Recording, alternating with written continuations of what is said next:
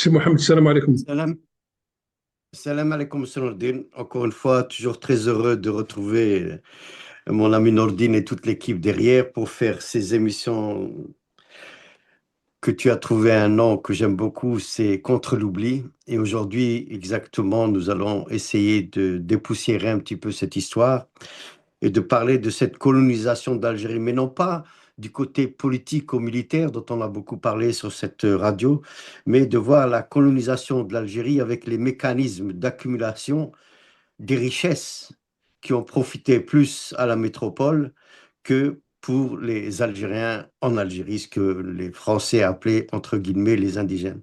Alors, si tu permets, on va commencer. À titre d'introduction, d'abord, je tiens à te saluer et tu as le salut de tous les gens de New York, encore une fois, qui nous suivent en direct. Et j'aimerais, à titre d'introduction, de dire qu'effectivement, l'objectif, c'est d'essayer de voir un peu le côté économique, bien qu'il n'y a pas eu beaucoup d'écrits qui ont été faits sur ça, mais sans encore une fois minimiser l'impact que ça a eu, mais en essayant d'identifier un petit peu les faits, la factualité de ce qui s'est passé exactement au point de vue économique durant cette colonisation de 1830 à 1962. Alors j'aimerais dire deux mots à titre d'introduction, c'est que il y a une violence des événements qui se sont succédés en Algérie depuis le premier jour de la colonisation, en 1830, jusqu'au dernier jour, en 1962. Et ça, c'est lié à cette colonisation génocidaire française. Et le plus souvent, que l'on a traité en disant aujourd'hui les bienfaits de la colonisation, etc., bon, on va essayer d'enlever ce mythe et de regarder un petit peu ce champ d'investissement économique et cet apport économique et ces richesses qui ont été accumulées par la France pendant ces 132 ans. Alors les premières 50 années, évidemment, c'était un champ de guerre, ça a coûté énormément à la France, mais après, on a commencé vraiment de faire comment dirais-je, de grever économiquement les Algériens. On leur a enlevé leurs terres, etc. Puis après, on va parler un petit peu des industries qui ont aidé cette économie française au détriment de ces Algériens qui étaient restés en Algérie et qui vivaient dans la plus grande précarité. Voilà, Nourdine. Tfadal. Voilà, c'est vrai que c'est un sujet qui est très important, hein, je crois que tu es bien placé pour en parler plus parce que c'est le problème économique. Mais il y a une chose simplement, c'est Mohamed, vous avez parlé des bienfaits de la colonisation. Ça, c'est un terme qui a été employé par Jacques Chirac en 2003. Et lorsqu'il y avait Douste Mhm, Blazy, je crois qu'il était ministre des Affaires étrangères, qui a dit que la colonisation, ça a été beaucoup plus bénéfique pour les indigènes qu'autre chose. Et là, je voudrais simplement, quand on voit ici les débats qu'il y a sur la colonisation, comme quoi qu'on vous a laissé des routes, qu'on vous a construit des lycées, qu'on vous a construit des hôpitaux, mais il y a des routes, ou là, les hôpitaux, ou là, les lycées, c'était pour eux, c'était pas pour les indigènes. Les indigènes, j'en suis persuadé, il y avait c'est une rue, tu as française qui m'égoule, tu as France, de France, et ça, c'est une rue, tu as des agriculteurs à l'arbre. Ils sont encore visibles. C'est pour ça que les bienfaits de ça. La France, elle a profité au maximum de l'Algérie. Et si elle a construit des routes, si elle a construit des usines, c'est beaucoup plus pour eux que pour les indigènes. Juste une anecdote, Maxime Mohamed. En 1907 ou en 1906, je ne me rappelle pas bien, on interdisait aux Algériens de venir en France pour travailler. Et mhm. c'était suite aux colons. Ils disaient, si ces gens-là, ils vont venir en France, ils vont apprendre comment vivent les gens ici en France, les syndicats, les machins, donc il faut les interdire. On a été obligé d'ouvrir un peu la vanne. Une fois, il y avait pas mal d'Algériens qui ont pris le bateau et qui sont morts dans des bateaux, le haraga, comme on dit, mettre dans des bateaux. Et c'est là qu'il y a eu un tollé général. Voilà, on leur interdisait même de venir travailler ici. Et c'est là qu'après, il y a eu l'ouverture. Après la Première Guerre mondiale, ils avaient besoin de main-d'œuvre, donc ils faisaient venir tous ces gens-là des colonies. Voilà, c'est pour ça que quand on dit les bienfaits, au contraire, la France elle a bien profité de l'Algérie. Elle a profité au maximum dans tous les domaines. Pour la preuve, il y a un chiffre, c'est Mohamed, et j'en suis persuadé que vous êtes au courant de ce chiffre. En 1962, sur une population de 9 millions d'Algériens, Je dis bien 9 millions. Et le taux d'illettrés, il dépassait les 90%. Ouais. 90, il dépassait les 90%. Et donc, ne dites pas le contraire. Voilà, c'est ça. Et je vous laisse la parole sur le plan économique. Vous êtes bien placé, c'est Mohamed. Tfadal. Ben, là, avant de passer à l'économique, tu viens de dire quelque chose et j'ai toujours la gorge serrée lorsque je dois parler de ça suite à ce que tu viens de dire. Exactement, lorsque la France a quitté l'Algérie en 1962, il y avait 90% d'analphabètes en Algérie. Mais ce qu'on oublie de dire, c'est lorsqu'il est venu en 1830. L'Algérie était à 90% d'alphabétisation, c'est-à-dire des gens qui savaient lire et écrire, alors que le taux français était à peine de 40 à 45% d'après les chiffres que nous avons. Et encore une fois, pour revenir sur ce que l'Algérie a donné à la France. Il est vrai qu'on peut voir ça sur deux avenues. C'est-à-dire que la colonisation a coûté très cher, entre guillemets, à l'État français, c'est-à-dire à la métropole.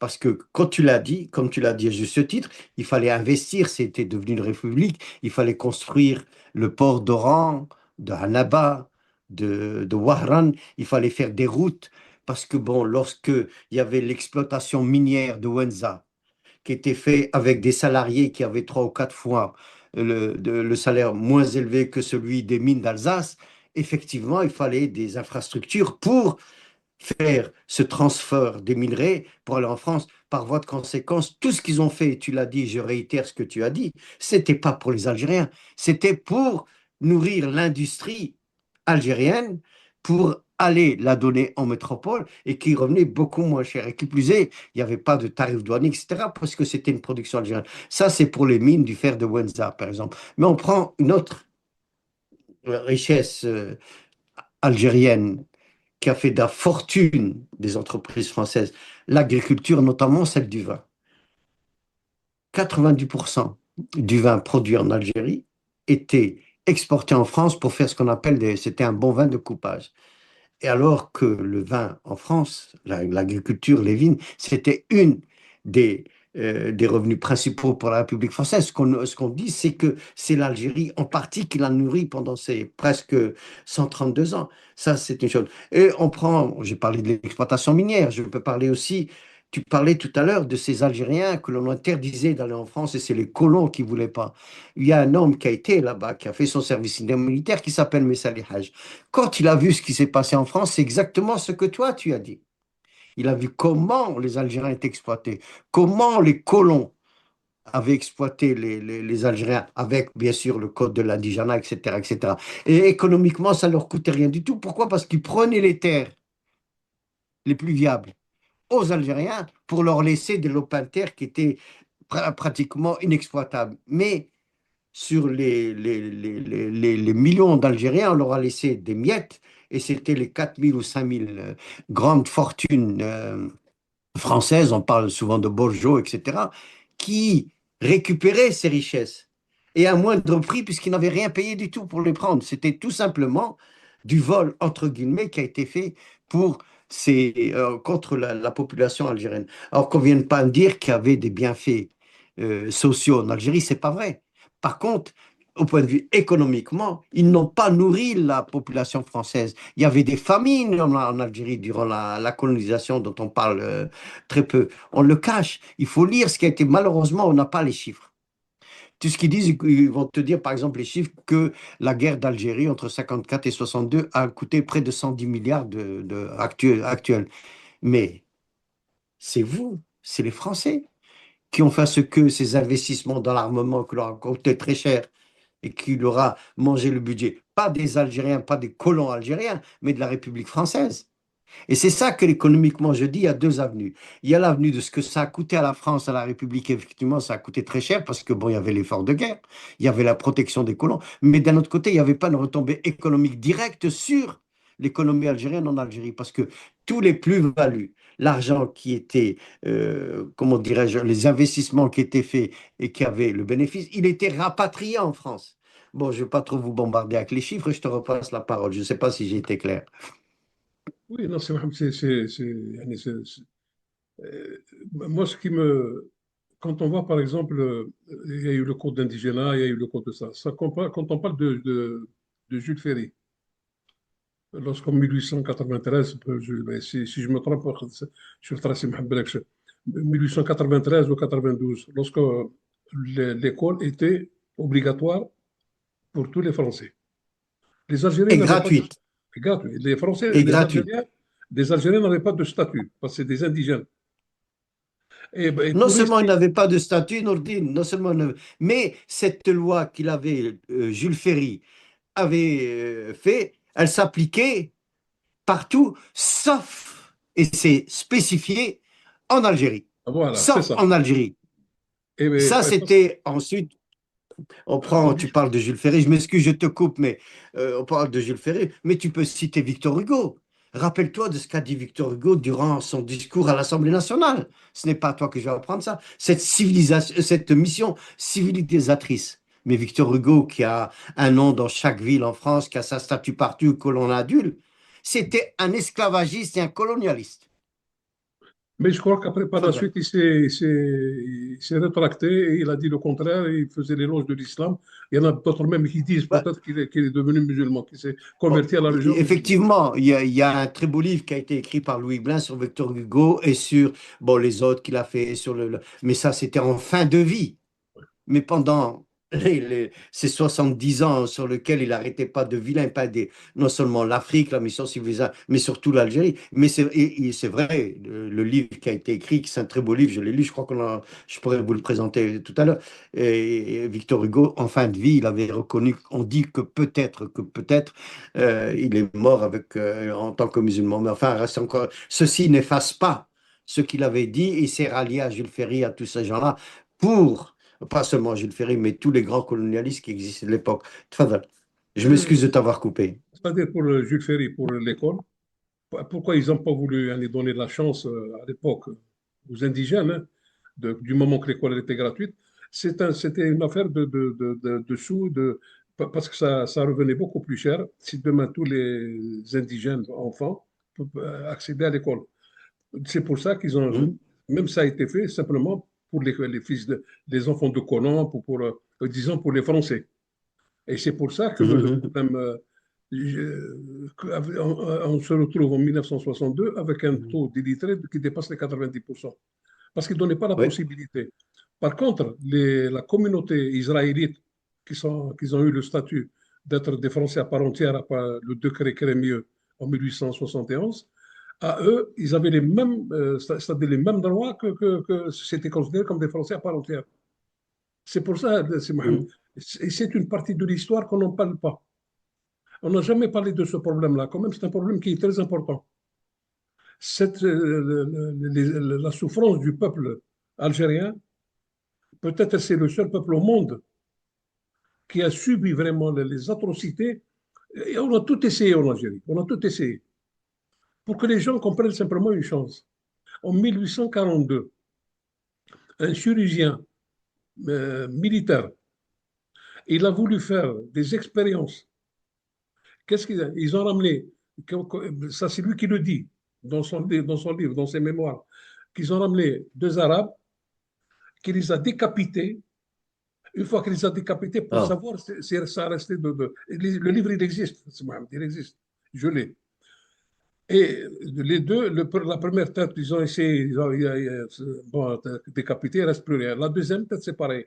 Et il y a les deux têtes qui ont été offertes à la femme d'un colonel qui en a fait des trophées. Et j'en suis persuadé, actuellement, il se trouve au musée de l'homme à Paris. Donc l'Algérie a servi de laboratoire à tous ces gens-là. Elle a servi de laboratoire dans tous les domaines. Dans tous les domaines, on avait de la matière première, voilà, et ainsi de suite, ainsi de suite. Et ça, je crois qu'il faut que les gens ils sachent ce qui s'est passé. L'Algérie, c'est la souffrance du peuple algérien, je crois qu'elle est. Il y a, pas il y a deux peuples peut-être qui ont tellement souffert, c'est les Indiens d'Amérique et c'est les Algériens de. C'est catastrophique. Ils ne viennent pas aujourd'hui nous dire, par exemple, ouais, et on voit dans l'espace de 30, 40, 50 ans, si on voit le nombre d'universités qu'il y a en Algérie, si on compte le nombre d'hôpitaux, si on compte le nombre de logements qui ont été construits, on a tellement de chiffres que. Voilà. Donc, les Algériens, ils ont souffert. Et ça, je pense que c'est à nos étudiants. Je pense que c'est à tous les gens qui sont imprégnés par l'amour de l'Algérie d'essayer de faire des recherches. Ils ont la possibilité. Ils ont la possibilité de faire des recherches, au moins qu'ils puissent mettre tout ça en disant, voilà, qu'est-ce qui s'est passé pendant la colonisation. On ne parle pas de guerre. On parle simplement d'un autre domaine. Voilà, la médecine, il y a un médecin que je n'ai pas son nom qui a découvert même un vaccin en faisant des expériences et il avait de la matière sur place. تفضل سي محمد تفضل. Là, tu sais, Nordine, moi, je voulais parler de l'économie, mais lorsque tu abordes ce sujet, je peux pas ne pas m'exprimer, encore une fois, sur ces atrocités. Ça part de 1830, avec les 10 ans ou les 15 ans de guerre avec l'Amir Abdelkader. On parle ensuite, entre guillemets, de sa reddition, en lui offrant, soi-disant, la cessation des souffrances de son peuple. Bon, on va aller l'exiler, et puis on va continuer avec la Mauricière, Bugeaud, etc., avec ses atrocités, les enfumades, la révolution de 1870. Tu as parlé de la loi, enfin déjà il y avait le code de l'indigénat, puis après il y a la loi Crémieux, mais la loi Crémieux, ça a été fait pour diviser des communautés qui vivaient en bonne entente avant l'arrivée des Français. Les Juifs, la communauté juive en Algérie existait depuis des millénaires et ils vivaient en bonne entente. C'est cette fameuse loi Crémieux qui était venue, c'était encore pour diviser, pour mieux régner, tout simplement. D'ailleurs, beaucoup de Juifs vont, d'ailleurs, Fabrelus en a parlé, Henri Alleg en a parlé aussi, c'est que en 1942, le gouvernement de Vichy, la première chose qu'ils ont faite, c'était annuler la loi Crémieux. C'était pour remettre en cause cette obsession de la nationalité française pour les Juifs, non seulement d'Algérie, mais de toute la France. Après, bon, tu connais le Veldiv, etc. Il y a ça. Et puis après, bon, on a oublié de citer, tu parles des grandes révolutions, des grands génocides qu'il y a eu, mais le premier génocide après celui des Indiens, ça a été celui de l'Algérie. Puis après, ça a été celui de l'Indochine, enfin, qu'on appelle maintenant le Vietnam. Mais encore une fois, tout ça, il y a aussi l'impact économique qu'on oublie de dire. Par exemple, les militaires de la Première Guerre mondiale, il y a eu plus de 180 000 militaires qui ont été recirconscrits en Algérie pour aller se battre sur les champs de Verdun. La majorité ne sont pas revenus. Et ces gens-là n'ont jamais été payés, leurs familles n'ont jamais été dédommagées. Même pour ceux qui ont une petite retraite, qui ont survécu, elle était totalement différente. Ça aussi, c'est un impact économique. Tu prends, après, bon, bien sûr, on peut parler de la libération de France, mais ce que je veux dire, c'est que l'État français, je parle de l'État français de France dans son ensemble, je veux dire, ça lui a coûté très, très cher de garder cette colonisation. Mais d'un autre côté, c'était une chasse gardée économique qui a construit des fortunes extraordinaires pour les colons. On parlait de la colonisation, il y a le système foncier, par exemple, là je regarde mes notes, qui a permis aux grands propriétaires européens de devenir de grands colons en Algérie. Par exemple, en 1950, j'ai les chiffres devant moi, les Européens en Algérie contrôlaient 2,7 millions d'hectares, soit un tiers des terres cultivables. Pour, ils n'étaient que 4 000 familles. Hadi, alors qu'il y avait 1 million de Français, puis les quelques millions d'Algériens. Il y a le monopole de la vigne, le vin, comme je disais tout à l'heure. L'Algérie, ça va devenir le premier pays producteur et exportateur de vin de l'empire colonial français. C'est l'Algérie. Et ça, c'est de l'argent pour les colons. Bon, ensuite, on a parlé des grandes familles. Tout à l'heure, j'ai parlé des ressources minières de l'industrie. J'ai parlé de Wenza, parce qu'il n'y a pas que l'agriculture en Algérie. Les mines, c'était les grandes sociétés minières françaises qui ont fait des bénéfices, mais très importants, avec le gisement de Wenza, dans l'Est algérien. En plus, les mines de Wenza, c'était à ciel ouvert, et les taux ferreux, lorsque ils extractaient le mine de fer, ils pouvaient le transformer, mais à un coût très moindre parce qu'il y avait un grand taux ferreux. Je crois que c'était un taux ferreux aussi bien que celui de la Suède, alors que la Suède, c'était le meilleur. Donc, on peut continuer encore une fois cette dimension stratégique et économique dont on parle très peu, mais qui a enrichi peut-être pas les caisses de la République française en France, mais des colons. Et c'est pour ça que les colons, à d'outre-Tut, ils avaient ce marché captif, c'est-à-dire qu'ils voulaient regarder, garder ce marché. Ils n'autorisaient très peu, très peu, très peu, que c'était comme un club fermé, dirais-je, pour les gens qui venaient de France. Il fallait qu'ils montraient vraiment patte blanche pour venir s'installer en Algérie, parce que comment dirais-je, après 1920, la force du pouvoir des colons en Algérie était énorme. C'est pour ça que quand Messali Haj il est rentré, il a dit, moi, on n'est pas prêt à faire la guerre avec eux, mais on va commencer à demander nos droits, donc il faut militer, il faut devenir faire le militantisme, parce que c'est nous, il a vu combien l'Algérie avait enrichi, combien les colons algériens s'étaient enrichis sans pour autant payer l'assiette, comment dirais-je, d'avoir le ruissellement économique sur la population algérienne. Là, je suis un petit peu ému en parlant de tout ça parce que je trouve que on devrait faire une analyse, comme tu as dit, toi, une analyse politique beaucoup plus approfondie, mais aussi une analyse économique. Et bon, malheureusement, ça, c'est le peu de chiffres que nous avons. Le pouvoir économique, en plus, il y a un pouvoir économique qui va se faire pendant les 30 années, ce qu'on appelle les 30 glorieuses, après la Deuxième Guerre mondiale. Comme tu disais, en 1907, on interdisait les Algériens à aller en France, mais quand il a fallu reconstruire la France après 1945, les 30 Glorieuses, qui a nourri, pas nourri, fait marcher les usines, les chaînes Renault, c'était des Algériens. Qui a fait mener les mines d'Alsace, c'était des Algériens. Qui a exploité les mines de charbon dans le nord de la France, c'était des Algériens. Et ces Algériens travaillaient avec un salaire qui était deux fois, trois fois, voire même quatre fois moindre que celui d'un Français. Donc c'est ça aussi, cette richesse économique qui a été conçue, non seulement en volant les Algériens en Algérie, mais aussi en les exploitant lorsqu'ils arrivaient en France. Ils n'avaient pas les mêmes droits. Je ne sais pas si je dois continuer dans la même veine, mais je te تفضل repasse la تفضل parole, سمح محمد. Nordine. Tfadal. لا لا تفضل تفضل. J'espère que je n'ai لا لا pas au été contraire. Non, trop. non, Non, parce que ça, moi, on parle toujours de l'effort sociétal. Ils n'ont rien fait. La preuve, c'est quand la France est partie, il y avait des gens qui mouraient de faim en 1962 en Algérie. Non seulement c'était des analphabètes, mais ils mouraient de faim.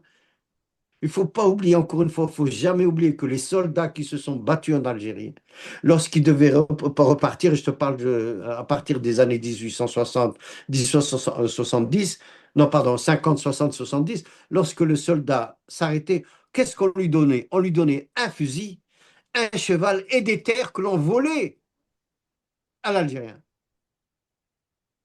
En plus, comme je disais, je me répète, peut-être que je vais encore me répéter, de la loi Crimée pour faire la différence et du code de l'indigénat. Le code de l'indigénat, il ne faut pas oublier, c'est l'apartheid. C'est un apartheid, exactement comme celui d'Afrique du Sud, si ce n'est pas plus. En plus, le code de l'indigénat, il a été écrit par qui? Il a été écrit par un prêtre. Mais enfin, ça, non, c'est une autre histoire. Mais ça, moi, ce que je voulais dire, c'est qu'encore une fois, qu'il y avait le coût de la guerre en Algérie a beaucoup coûté à la France et à l'État français. Mais d'un autre côté, il y a des fortunes qui se sont construites avec l'agriculture, comme je disais, avec certains industriels, avec le bois, évidemment, ça, je vais en parler. Et puis après, il va y avoir le pétrole en 1950. Et tout ça, c'était gratuit. Les Algériens, il n'y avait pas de ruissellement, ce qu'on appelle le ruissellement économique pour la communauté algérienne en Algérie. C'est pas vrai, c'est faux. Tout ce qui a été fait, c'était pour les colons et le reste, c'était pour exporter en France où il n'y avait pas de tarif douanier. Puis encore une fois, c'était des produits qui étaient beaucoup moins chers parce que bon, ils étaient pratiquement tirés d'Algérie en ne coûtant pratiquement rien aux industriels de par leur exploitation des pauvres Algériens. Donc, il y avait cette concentration de richesse qui s'est faite par les colons et qui sont devenus très, très puissants. Et c'est pour ça qu'après, De Gaulle a eu maille à faire, d'ailleurs. De Gaulle, dans son plan de Constantine, quand il a dit «Je vous ai compris» en 1958, ce qu'il avait en tête, c'était déjà de mettre les DAFIS, ce qu'on va appeler les DAFIS. C'est des officiers, enfin des soldats algériens qui étaient dans l'armée française, qui vont devenir des officiers, qui après vont faire partie, après 1962, de l'armée de l'armée algérienne, d'ailleurs, qui va coûter la vie à feu Mohamed Chahbani parce qu'il avait dénoncé ça. Mais on pourra peut-être faire une autre émission là-dessus. Mais je parle encore des concentrations financières, les grandes familles, bourgeois, etc. Et ça, Nourdine Khoya, il ne faut pas l'oublier. Je continue à dire qu'il y avait une richesse qui a été faite.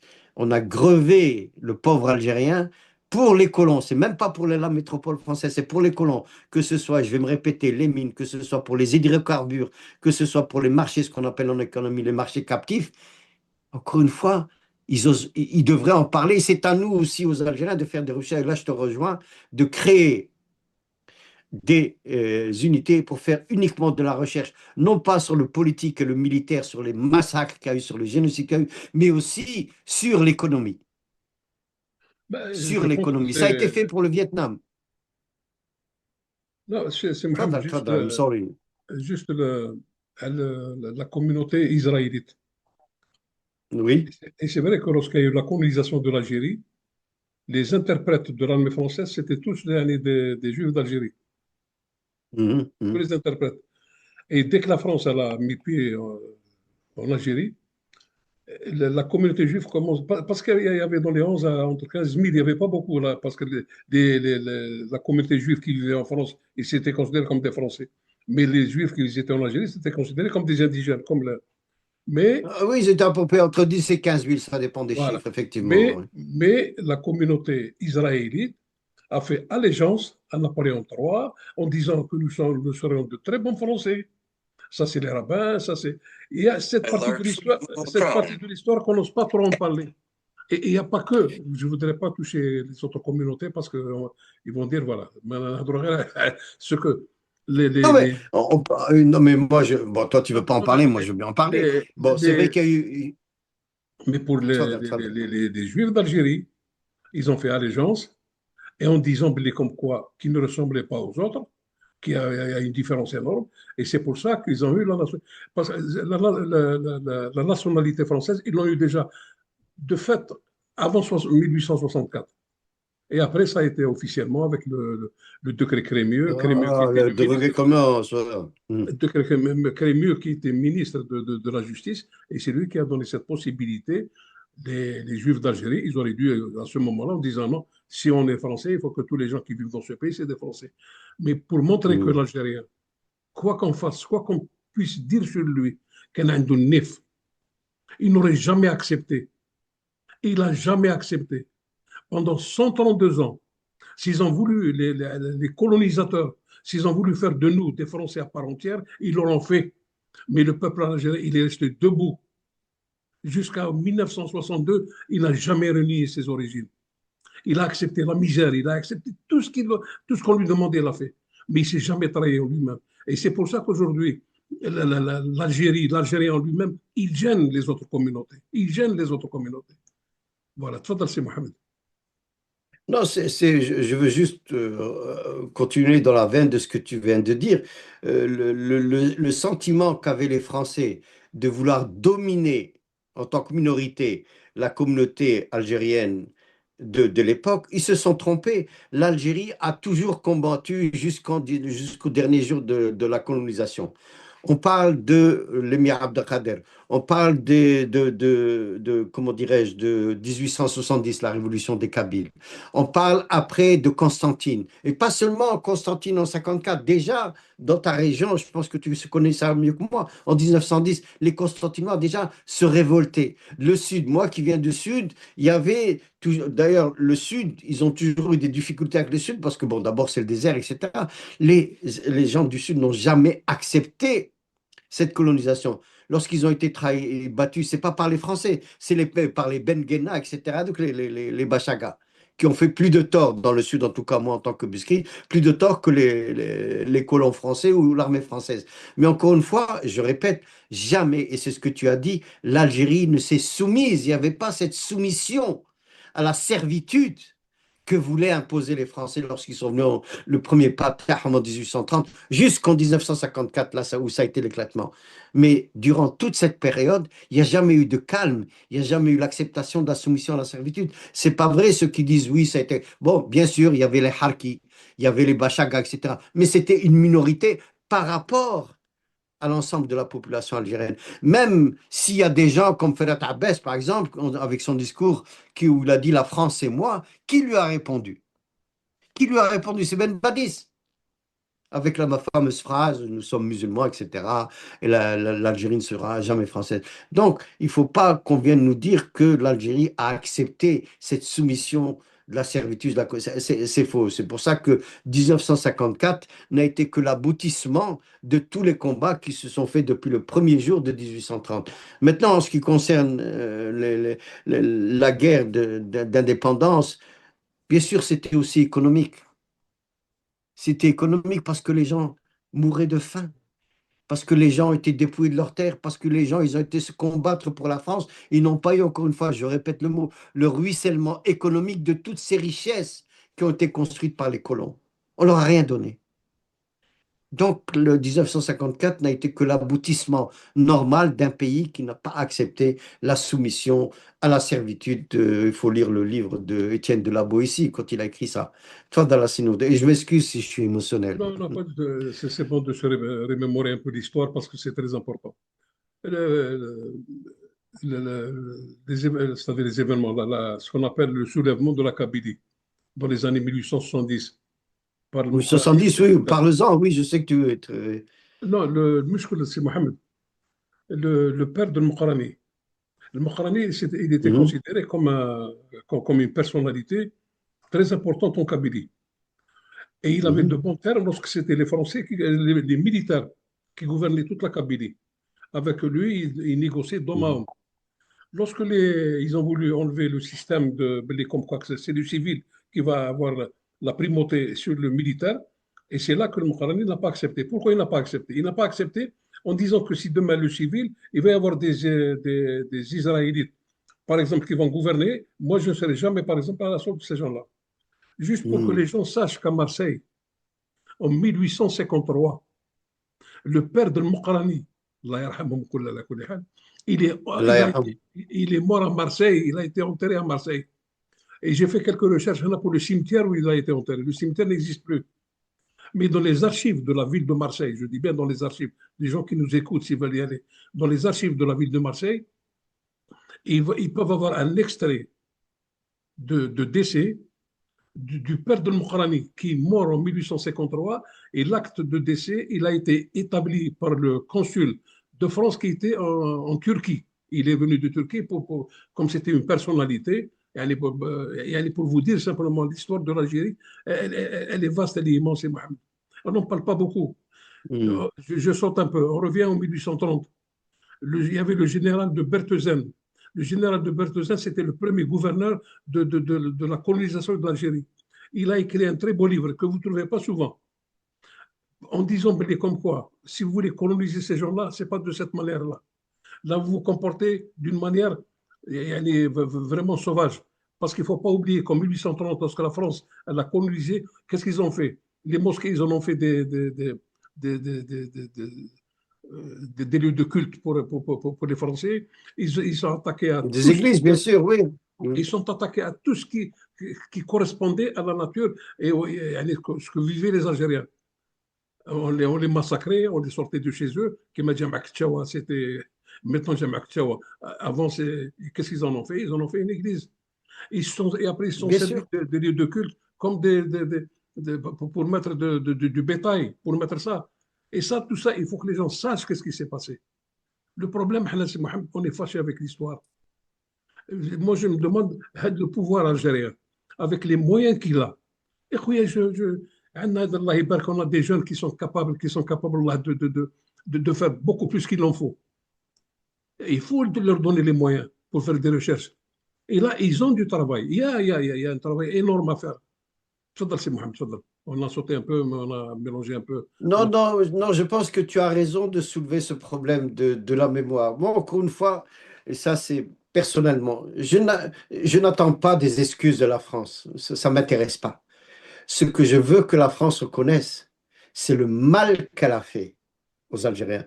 C'est le mal qu'elle a fait pour aller dans un pays à majorité musulmane et de me faire réciter nos ancêtres les Gaulois. C'est le mal qu'elle a fait en s'attaquant au madrasa, parce qu'on avait 90% d'alphabétisés qui sont venus. Ils ont détruit ces madrasas, où ils en ont fait des écoles, les jésuites. Pourquoi? Parce qu'ils savaient que là, c'est là où allait naître justement la rébellion. Et ils ont été même plus loin. Moi, pour rester dans la même veine du mal qu'ils ont fait, Et que nous, c'est à nous, moi je ne parle pas d'Algérie, voilà, c'est nous en tant qu'individus. Il faut dénoncer ça. Je prends par exemple, il y avait ce qu'ils appelaient le Sénat de consulte. Alors, en 1863 et en 1865, là je regarde mes notes, ils ont fait en sorte que ces deux lois viennent pour autoriser l'expropriation des terres. Ça, c'est dans les années 60. C'est des efforts systématiques qui ont été faits pour assimiler les terres qui étaient encore habitées par les indigènes, entre guillemets, par les Algériens, pour en faire un régime foncier. C'est-à-dire que c'était des terres qui étaient habitées par des familles algériennes que l'on prenait et qu'on leur rattachait au régime français, t'as les colons. Et ça, c'est des lois, elles sont là, elles existent. Et ces lois ne se limitaient pas seulement à la confiscation des terres, mais aussi elles concernaient le sujet musulman et leurs relations avec la France, d'où le code de l'indigenat. Non seulement on t'enlève les terres, on te prend de chez toi. C'est exactement ce qui est en train de se passer à Gaza en ce moment. Ils font une politique de peuplement, ils prennent Gaza, ils veulent installer les colons. C'est exactement ce que les Français ont fait, alors qu'ils ne viennent pas aujourd'hui pleurer avec des larmes de crocodile. Reconnaissez le mal que vous avez fait. Et c'est légiférer. C'est légiférer, c'est-à-dire qu'on peut les trouver, ces lois. Alors ça veut dire quoi? C'est une administration qui est là pour tout simplement faire des, entre guillemets, des indigènes algériens, ben, tout simplement des esclaves avec un autre nom. Et c'est pour ça que je te rejoins lorsque tu dis qu'il faut qu'il y ait des études qui soient faites. Moi, je ne parle pas de l'Algérie, voilà. C'est nous en tant qu'Algériens, en tant qu'individus, avec le peu d'informations que nous avons, les mettre tous ensemble et écrire notre propre livre blanc si c'est nécessaire. Moi, j'aime bien Benjamin Mastora. Je le connais, je l'ai rencontré plusieurs fois à l'Institut du monde arabe, etc. Mais lorsque j'ai lu le mémoire qu'il avait fait, je lui ai dit, Benjamin, ce n'est pas digne de toi.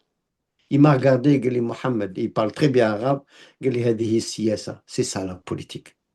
Et ça, moi, j'en veux pas. Pourtant, j'aime Benjamin Stara. Je crois que c'est une des personnalités qui dit la vérité, entre guillemets, sur ce qui s'est passé en Algérie. Mais à un vrai certain moment, c'est les Algériens eux-mêmes qui doivent faire ce travail de la reconnaissance historique. Ce n'est pas difficile. Moi, par exemple, quand je suis allé en Turquie, à Istanbul, j'ai été visiter le fameux palace. Ensuite, je suis allé à la librairie et j'ai vu, et c'était en français et en arabe, comment les Ottomans régnaient sur la partie de Constantine, enfin tout l'Est algérien. Mais nous, on peut faire notre devoir en allant dans les bibliothèques françaises. Je suis sûr qu'on va trouver des écrits qui parlent comment se faisait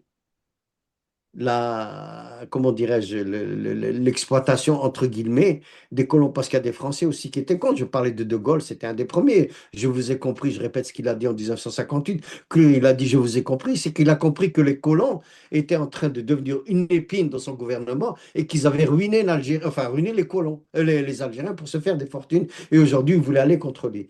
C'est ça le je vous ai compris, c'est pas ce que pensent les pieds noirs. Voilà, Nordine, là, je suis très émotionnel. Je crois que je vais arrêter parce que bon, Voilà, je je suis en crois train, qu'on on est en arrive train de s'éloigner. Mohamed, je crois qu'on arrive à la fin. Juste une minute pour قبل ما الواحد le Michel Rocard, Allah يرحمه, parce qu'il mérite rahma, même si c'est un chrétien, il a écrit un rapport qui a été Hein? mandaté par le Premier ministre Michel Debré. Et pour arriver à faire ce rapport, ça lui a coûté beaucoup de choses. Les Hmm. camps de concentration pendant la Révolution. Sur le plan économique, Ah oui. on créait des villages, on ramenait toutes les familles, on gardait les femmes et les enfants, et on envoyait les hommes sur les fonds, dans les champs, travailler. Il y a des même avec ça. Mais on fera une autre émission. Juste avant de partir, c'est Mohamed, il y a un très beau livre que j'ai. Le livre, c'est Mohamed, le livre, c'est les archives de Jamal Abdel Nasser, Allah yarhamou. C'est Ah, Safi. ah C'est oui, Safi. Allah yarham. Oui, Voilà. effectivement. Et Safi, elle a voulu, yani, tous les secrets qu'avait son père, elle les a tous, elle les a regroupés pour pouvoir écrire ce livre, Inch'Allah. Et il n'y a que des archives. Il y a l'affaire le 56, Et la guerre d'Algérie, vraiment, il est très important.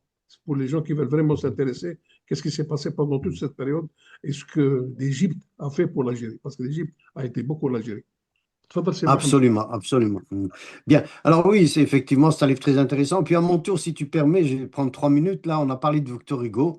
Effectivement, moi, j'ai lu le livre de Victor Hugo. Ça s'appelle Victor Hugo et l'Islam. Ça a été édité en 2023 par Louis Blin. Et il parle justement comment, sur sa fin de vie, Victor Hugo a cherché dans le Coran une voie de pénétration et il a trouvé sa voie vers ce divin. Alors maintenant, est-ce qu'il s'est converti ou pas? Mais je vous conseille de lire ce livre. C'est un livre très, très intéressant et on apprend beaucoup. D'ailleurs, il parle aussi lorsqu'il était pro-colonialiste, etc. Mais c'est un livre qu'il faut lire pour dire que, bon, un homme comme Victor Hugo qui a passé sa vie à vilipender la religion musulmane, qui en fin de vie découvre le chemin pour aller vers le divin. On ne sait pas là, même si c'est converti ou pas. Puis il y en a un autre aussi dont on parle beaucoup, c'est Lamartine. Il ne faut pas que Lamartine, c'était le passeur de l'islam. La première traduction de l'islam qui s'est faite en France d'une manière générale, c'est grâce à Lamartine. Et ce livre s'appelle Lamartine, passeur d'islam. Et encore une fois, Louis Blin l'a repris et il en parle. Alors, comme évidemment le fruit ne tombe jamais peut pas loin de l'arbre, il y a sa nièce qui s'appelle Apolline de Saint-Pion, qui elle aussi la nièce de Lamartine s'est convertie à l'islam. Il faut lire, il y a un très très beau livre qui a été écrit par Fawzia Zouari. Alors, Fawzia, F-A-W-Z-I-A, Zouari, Z-O-U-A-R-I, qui a écrit L'étrange destin de Valentine et Apolline de Saint-Pion, la nièce de Lamartine, d'ailleurs qui s'appelle, on va l'appeler Valentine d'Arabie. Elle a fini sa vie en Égypte avec René Guénon. Mais je répète, c'est un livre qui vaut la peine d'être lu. Valentine d'Arabie, la nièce oubliée de Lamartine. Et ça a été édité et écrit par Fawzia Zohri. Encore une fois, je remercie toute l'équipe derrière Radio Le Rorba pour nous permettre de faire ce genre d'émission. Nordine, comme de coutume, tu as été d'une manière que je ne peux pas dire, moi j'étais très émotionnel, mais toi tu as été très factuel. Je te remercie, je m'excuse encore si j'étais un petit peu passionné et émotionnel. D'accord, c'est Mohamed. Mais la semaine prochaine, Inch'Allah, pour une autre émission. Ben là, à samedi prochain. Encore une fois, Salam. merci à tous. Au revoir. Salam alaikum wa rahmatullahi wa Alaikum salam. barakatuh. Salam.